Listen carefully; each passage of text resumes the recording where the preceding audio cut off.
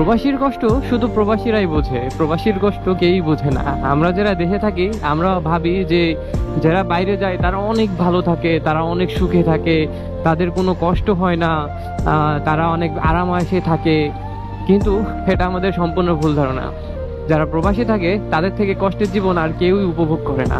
নিজের পরিবার, নিজের ছেলে সন্তান, নিজের ওয়াইফকে ছাড়া দূরে থাকতে কতটা কষ্ট হয় এটা একমাত্র প্রবাসীরাই বোঝে। প্রবাসী ছাড়া এই কষ্ট কেউই বোঝে না। কেননা যারা দেশের মধ্যে থাকে তারা অন্তত মাসে একবার হলেও ছেলে সন্তানের কাছে গিয়ে সময় কাটায়, বাবা মাকে নিয়ে থাকে, পরিবার নিয়ে থাকে একটা সময় হলেও। কিন্তু যে প্রবাসে যায় সে নর্মালি 5 বছরের আগে দেশেই ফিরতে পারে না। তো তার থেকে হতভাগা আর কেউ নাই। অন্যদিকে যারা সৌদি আরব যায় তারা মরুভূমির ভিতরে খাটতে খাটতে নিজের সাদা চামড়াকে কালো চামড়া করতে পরিণত করে বাসায় ফেরে 5টা বছর বাবা মাকে দেখে না। অনেকের বাবা মা দেশে থাকতেই মারা যায়, অথচ বেচারা হতভাগা ছেলেটা প্রবাসী থেকে তার বাবা মারা গেলেও তাদের মুখটা দেখতে পায় না।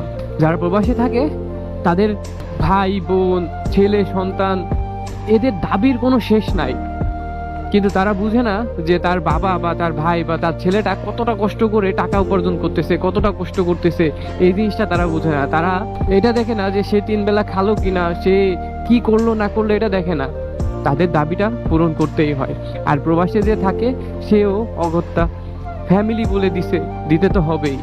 এছাড়াও যে 5টা লাখ টাকা সে ধার করে আসে বা 6 লাখ টাকা ধার করে যে প্রবাসে